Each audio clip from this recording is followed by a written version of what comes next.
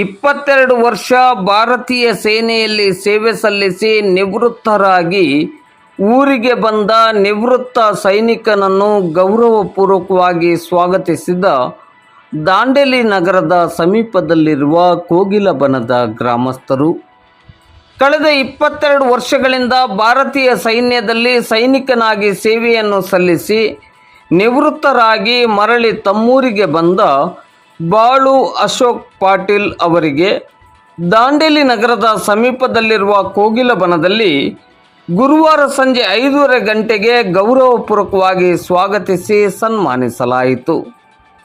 ಬಾಳು ಅಶೋಕ್ ಪಾಟೀಲ್ ಅವರು ಕೋಗಿಲಬನ ಗ್ರಾಮಕ್ಕೆ ಆಗಮಿಸುತ್ತಿದ್ದಂತೆಯೇ ಅದ್ದೂರಿ ಮೆರವಣಿಗೆಯ ಮೂಲಕ ಬರಮಾಡಿಕೊಳ್ಳಲಾಯಿತು.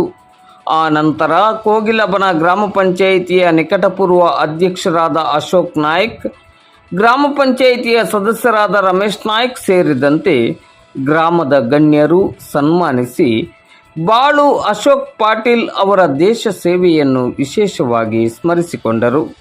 ಈ ಸಂದರ್ಭದಲ್ಲಿ ಕುಟುಂಬದ ಸದಸ್ಯರು ಹಾಗೂ ಗ್ರಾಮಸ್ಥರು ಹೆಚ್ಚಿನ ಸಂಖ್ಯೆಯಲ್ಲಿ ಉಪಸ್ಥಿತರಿದ್ದರು.